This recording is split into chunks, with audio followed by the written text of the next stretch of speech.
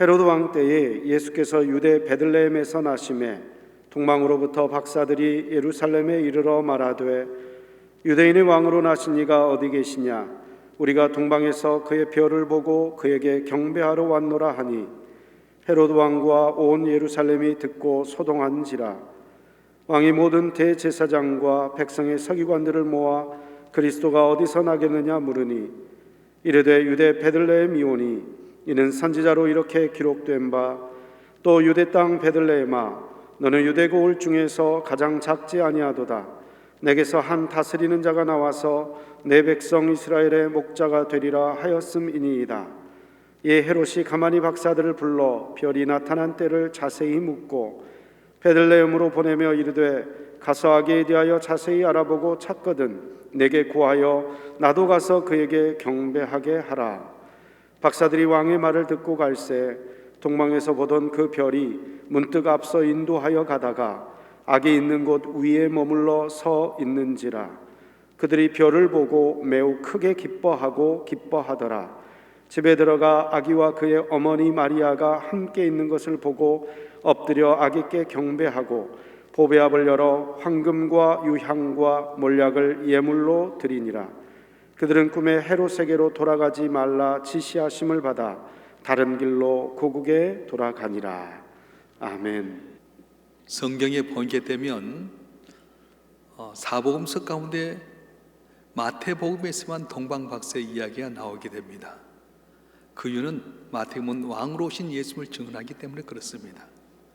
동방박사 이야기가 나오면 하도 많이 들어서 벌써 우리 안에 어떻게 될 것이고 어떻게 될 거라고 하는 선입견이 있는데 꼭 그것보다는 말씀 속에 또 오늘 또 우리에게 들으신 하나님 말씀을 통해서 그 은혜를 받아주시면 참 좋겠습니다. 탈무드에 보면 이런 이야기가 나오게 됩니다. 유대 땅에 어떤 부자가 있었는데 그 아들 외국에 유학을 보냈습니다.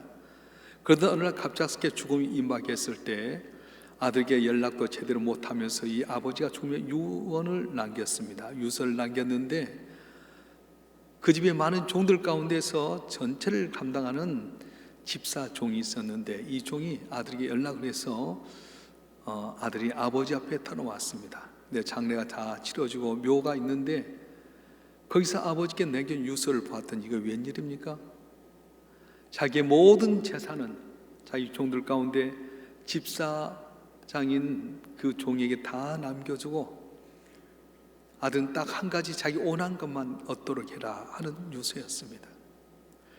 그토록 자기를 사랑했던 아버지가 돌아가시면서 모든 재산을 그 많은 재산을 종에게 주고 자기는 한 가지만 선택해라. 너무 어이도 없고 억울하기도 하고 아버지가 날 사랑하지 않는 것 아닌가 하는 안타까움이 있었습니다. 그러다가 자기가 존경하는 아주 지혜로운 랍비를 만나서 이 유서를 보여주면서 아버지는 날 사랑하지 않은 것 같아요. 그 많은 아버지의 재산을 다 종에게 주고 내겐 한 가지만 선택하라고 했으니 어찌 이럴 수가 있습니까? 그때 이 유언서를 이렇게 보면서 랍비가 한참 생각하더니 당신의 아버지는 참 지혜로운 당신이 사랑하는 아버지입니다. 왜요? 만약에 모든 재산을 당신에게 주었다고 한다면 그 종은 아마 이 재산을 당신에게 주지 않고 다 가르쳤을 겁니다. 그리고 당신의 아버지 돌아가신 것도 이야기조차 안 했을 겁니다. 근데 아버지는 당신을 너무 사랑하셔서 지혜롭게 했는데 그 종에게 이 전 재산을 주었기 때문에 그 아들은 이 재산, 자기 재산처럼 잘 관리했을 거고 또 당신에게도 긴급하게 아버지 돌아가신 걸 이야기했습니다. 자, 종에게 다 전 재산을 주었는데 그 재산을 간 종을 당신이 갖는다면 종의 재산이 누구 것이 되겠습니까? 당신의 아버지는 아주 지혜롭고 당신을 사랑하는 사람이다 이런 이야기를 했습니다.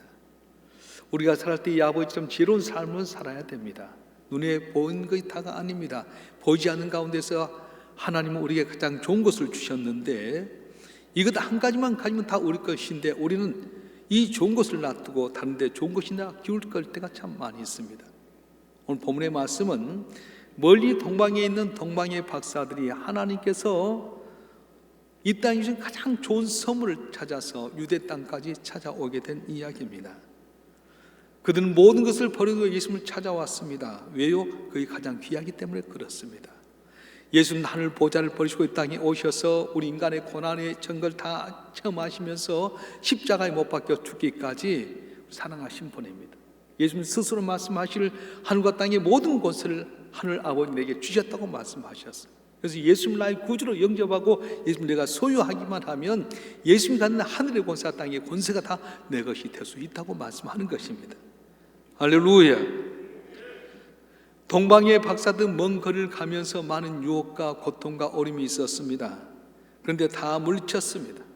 학자들에 의하면 처음에 출발했을 때는 많은 동방의 박사들이 갔을 거지만 중간에 탈락한 사람들이 많이 있었고 낙심해서 주저한 사람도 있었고 예수님을 경배한 사람은 단 3사람뿐이었다고 하는 주장도 있습니다.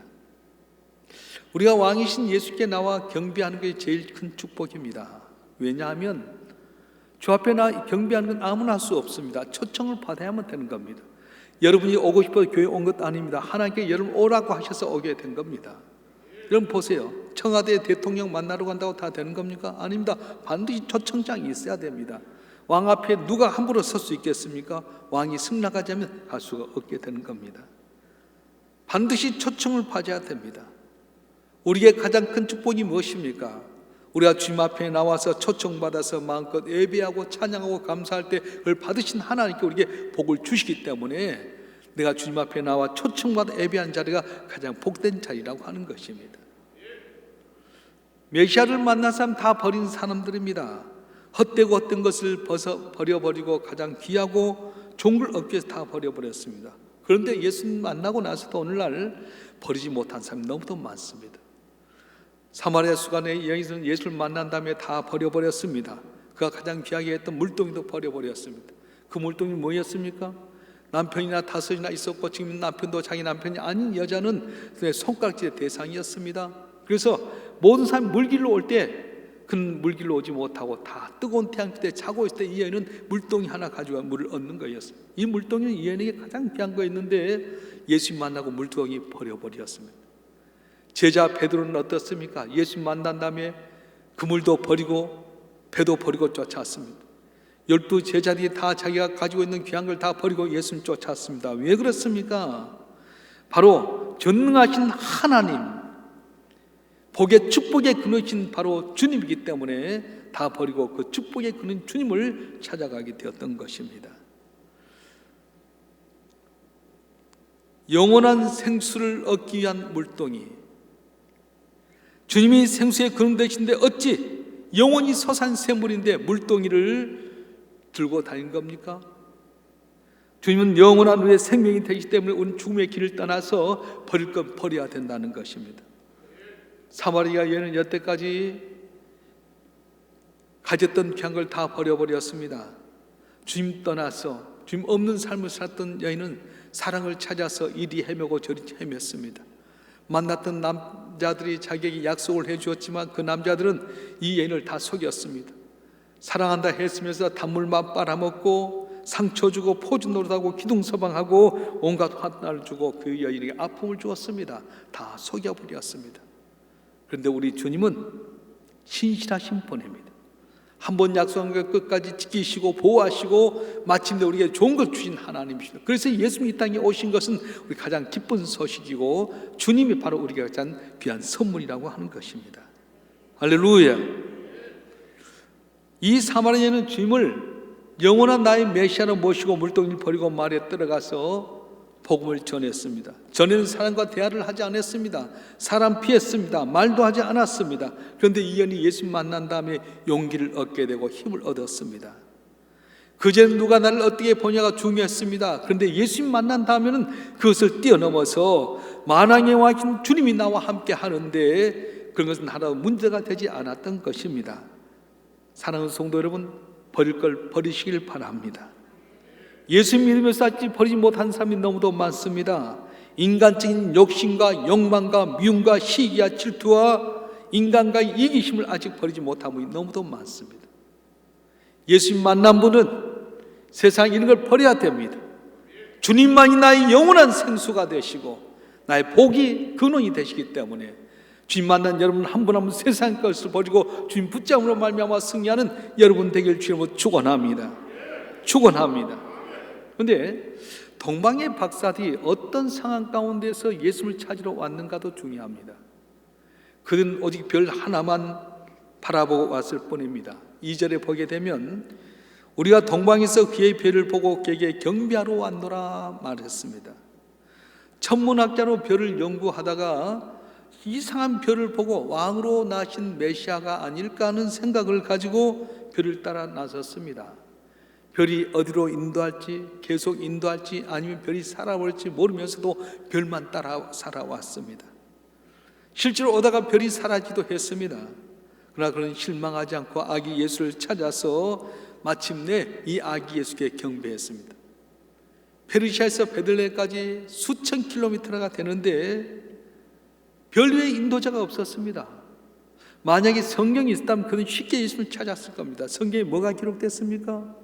예수님이 태어날 곳이 바로 베들레헴이고 또 죽음을 피해서 피난 간 곳이 애굽이고 자랄 곳이 나사렛이고 그리고 그가 십자가에 못 박혀 돌아갈 곳이 바로 예루살렘 영문밖이라는 사실을 다 기록되어 있기 때문에 성경이 있었으면 쉽게 찾을 수 있었을 텐데 그들은 성경도 없었고 단지 별 하나뿐이었다는 거예요.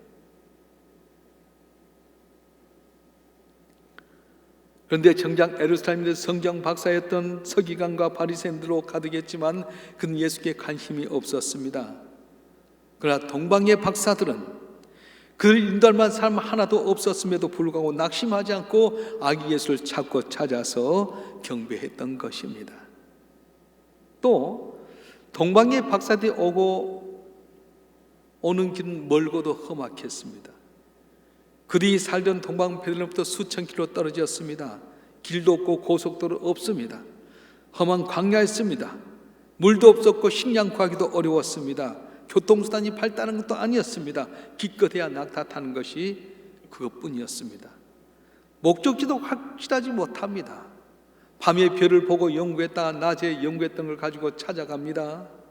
산으로 인도하면 산으로, 강으로 인도하면 강으로, 또 잘못해서 길을 곁길로 가면 돌아 나와야 했고 마치 광야 생활 가운데 구름기둥이 가면 가고 멈췄던 것처럼 별이 가면 가고 멈추어서 마침내 아기 예수를 찾아오게 된 것입니다. 그 기간이 수개월, 헤롯이 2살 이하 된 예루살렘과 베들레헴에 있는 애를 죽이라 했던 거 보게 되면 적어도 1년 이상의 길은 걸어왔던 것으로 추측할 수 있습니다. 근데 유대는 어떻습니까? 예루살렘에서 베들레헴까지 8km뿐입니다. 예루살렘은 산에 있었고 베들레헴 아래에 있었기 눈에 보면 훤히 보이는 동네였습니다. 오르막에서 밑으로 내려온 길은 쉽기 때문에 2시간이면 갈 수 있는 거리였습니다. 그런데 아기 예수를 찾지 않았습니다. 아기 예수를 경배하지 않았습니다. 예수님이 태어난 걸 확인조차도 하지 않았습니다. 그래서 우리가 동방의 박사를 생각한다면 교회가 멀다고 교회에 오지 못하겠다, 교통편이 불편하다 못하겠다, 다 핑계라는 거예요. 동방의 박사는 험한 길이었습니다. 교통도 불편했습니다. 근데 확신을 하면 최고의 선물인 메시아의 탄생을 그들은 별을 보고 알았기 때문에 먼 거리 멀다 하지 않고 끝까지 찾아왔던 겁니다. 혹시 여러분 가운데 거리가 멀어서 교통이 불편해 교회 못 한다고 하신 분이 계십니까? 이번 기회를 통해서 동방 박사의 믿음을 따라서 성전을 사모하고 주님을 경배하는 데 최선을 다함으로 말미암아 승리하는 여러분 되길 주님으로 축원합니다. 축원합니다. 동방의 박사에 드린 예물도 쉬운 예물이 아니었습니다. 오늘 11절 말씀 한번 볼까요? 마태복음 2장 11절 말씀 시작. 집에 들어가 아기와 그의 어머니 마리아가 함께 있는 것을 보고 엎드려 아기에 경배하고 보비압을 열어 황금과 유황과 몰약을 예물로 드리니라. 아멘. 그 당시에 황금과 유황과 몰약은 왕께 드릴 수 있는 가장 귀한 거였습니다. 보통 사람이 준비하기 힘든 예물이었습니다. 보통 정성이 아니고는 어떻게 이런 예물을 준비할 수 있었습니까? 동방의 박사들은 사업가가 아니었습니다. 권력가가 아니었습니다. 오늘날 학자 같은 사람이기 때문에 부자는 아니었을 겁니다. 그러면 왕께 드릴 수 있는 황금과 유황과 몰약을 드릴 수 있을 정도로 예물을 준비했다고 하는 것은 자기의 전 재산을 팔아서 이 예물을 준비했을 거라고 추측할 수 있습니다. 그렇습니다. 우리가 주님 앞에 나와서 예비할 때 빈손 들지 아니하고 하늘 보좌 버리시고 이 땅에 오셔서 우리에게 가장 귀한 선물로 오신 주님, 하늘의 권세와 땅의 모든 권세를 갖고 계신 주님이 나의 왕이시오, 나의 메시오 구주라고 믿는다면 동방의 박사시고 옥합을 깨뜨리시는 그런 마음이 있어야 된다는 거예요. 특별히 동방의 박사들은 끝까지 모든 시험을 이겼습니다. 동방에서 거리가 멀고 별 하나만 바라보고 물도 먹을 것도 변변치 않고 길도 험악했지만은 그런 시험을 거쳐 다 베들레헴까지 오게 됩니다. 근데 베들레헴까지 왔다고 다 된 건 아니었습니다. 베들레헴에서 또 하나의 시험을 만나게 됩니다. 어떤 시험입니까? 그토록 찾고 찾던 메시아가 낳고 천한 마국간의 말구에 태어났다고 하는 것입니다. 어찌 경배할 수 있겠습니까? 아기의 부모는 천한 목수 요셉과 마리아입니다. 우리가 찾고 찾던 왕인 메시아가 저 아이인가? 회의가 생기지 않겠습니까? 그런데 그는 왕의 예의를 갖춰서 무릎 꿇고 경배했습니다. 겸손의 시험을 통과했습니다. 또 하나는 헤롯의 시험입니다. 우리 7절과 8절 말씀 한번 읽어볼까요? 마태복음 2장 7절과 8절의 말씀 시작. 이에 헤롯이 가만히 박사를 불러 별이 나타난 때를 자세히 묻고 베들레헴으로 보내며 이르되 가서 아기에 대하여 자세히 알아보고 찾거든 내게 구하여 나도 가서 그에게 경배하게 하라. 말은 이렇게 했지만 실상은 어떻습니까? 아기를 발견하게 되면 가서 죽이려고 하는 계획이 아닙니까? 그런데 하나님께서 도우십니다. 꿈속에서 이 동방의 박사에 나타나셔서 헤롯의 지시대로 하지 말고 다른 길로 지시해서 떠나게 만들었어요. 생각해 보십시다. 왕명이냐 하나님의 말씀이냐? 왕명은 현실이고 하나님의 말씀은 꿈속에서 지시한 것입니다. 왕명을 따르지 않으면 어떤 불이익이 올지도 모릅니다. 그런데 그는 하나님의 지를 따랐습니다. 왜냐하면 아기 예수를 찾는 데 있어서 많은 역경 가운데서 하나님 변하지 않고 그들을 별로 인도하고 마침내 아기 예수를 만나게 하신 신실한 하나님이기 때문에 하나님 주신 꿈속의 지시가 바로 현실 왕명보다 더 귀한 걸 알았기 때문에 그렇습니다. 사랑하는 성도 여러분, 오늘은 과연 뭘 따라갑니까? 매스컴에 나온 뉴스입니까? 정부의 방침입니까? 아니면 경제의 어떤 핫 이슈입니까? 가장 중요한 것은 전지전능하신 하나님 말씀이라는 거예요.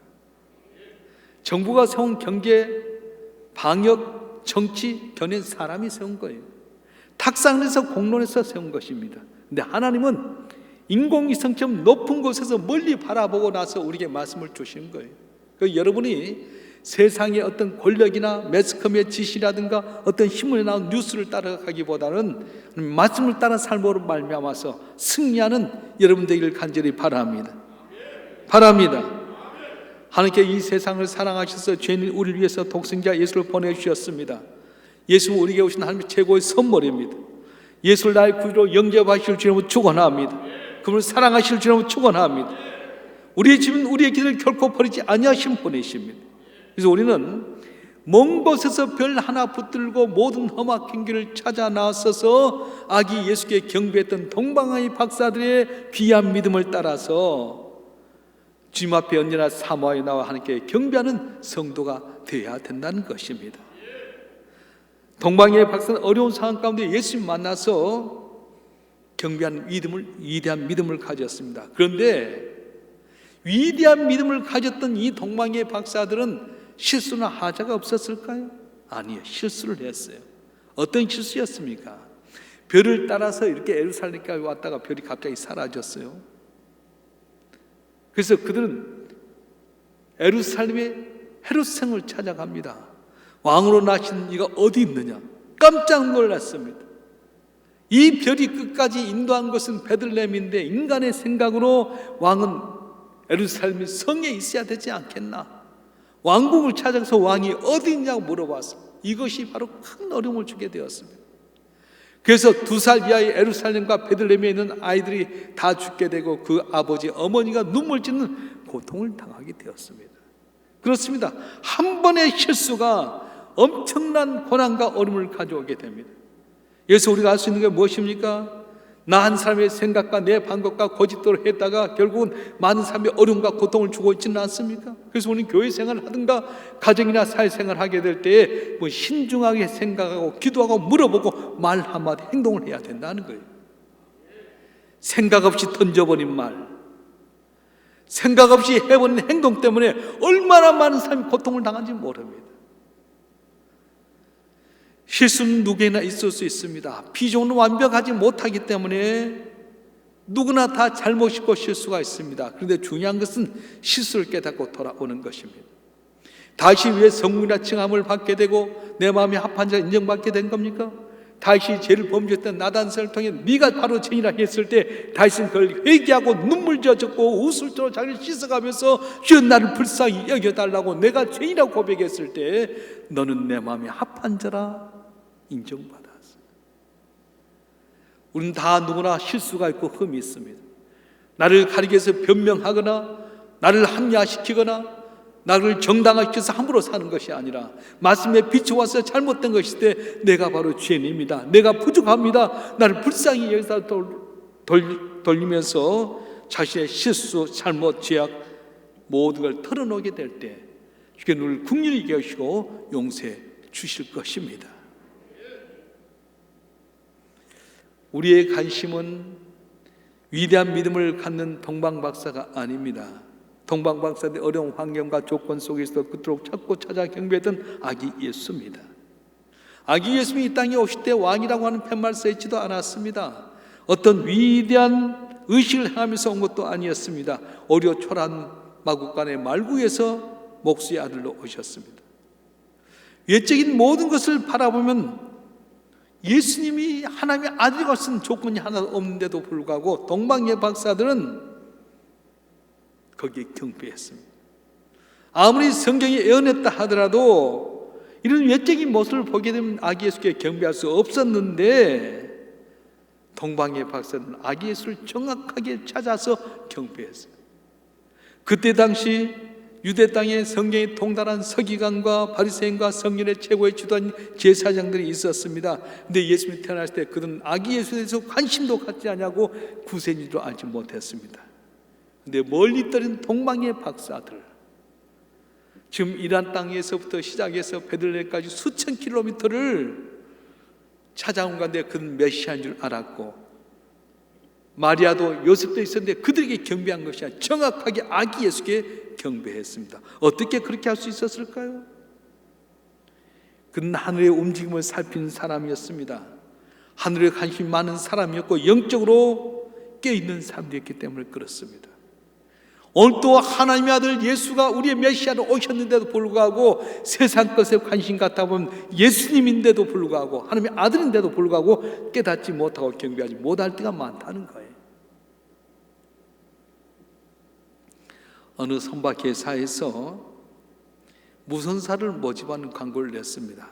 많은 사람들이 와서 필기시험에 합격하게 되고 그래서 합격했던 20명을 면접하게 되었습니다. 시간이 정해졌는데도 불구하고 면접관은 오지 않습니다. 잔잔한 음악 소리만 들려지게 됩니다. 20명이 모여서 서로 잡담합니다. 어떤 분은 핸드폰으로 인터넷을 보기도 합니다.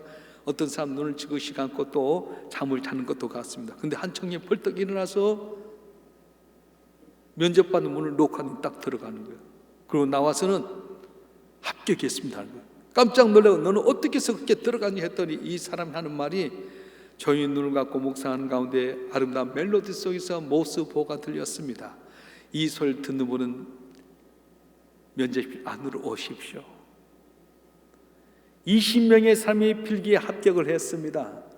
그리고 면접을 기다리는데 그들은 주어진 상황만 바라보고 잡담하고 인터넷 보고 TV 보고 자기의 관심만 있었어요. 그런데 조용한 음악이 흐르는 가운데서 모스보를 듣고 들어간 이 청년만은 당시 정말로 우리가 찾는 삶의 합격의 통지를 받게 되었던 것입니다. 그렇습니다. 무수한 세상의 소리가 많이 있지만 언제나 하나님과 주파수를 맞추고 깨어있는 자가 하늘의 위로와 복과 영광의 자리에 참여할 수 있게 되게 되는 것입니다. 근본 대림절을 통해서 어려운 환경과 조건 가운데서도 아기 예수님을 찾아와서 경배했던 위대한 믿음을 보였던 동방의 박사들처럼 코로나 팬데믹의 시대 속에 이것 때문에 두려워하지 마세요. 정부의 지침이라든가 정부에서 두려워하는 이야기라든가 세상의 삶 다 이야기한 것에 이야기 듣지 말고 하늘의 음성의 길을 기르고 계시면 메시아로 오셔서 우리를 복주시려고 하신 그 주님을 만나게 될 것이고, 동방의 박사들이 오고 오는 세상 가운데서 그의 이야기가 다 증거되는 것처럼 우리의 삶이 주의 영광을 어떤 간증의 역사로 변화되게 될 것입니다. 이번 대림절 기간에 동방 박사의 믿음을 따라서 승리하고 주 앞에 인정받고 사람들의 칭찬받는 복된 삶이 되기를 주의 이름으로 축원합니다. 축원합니다.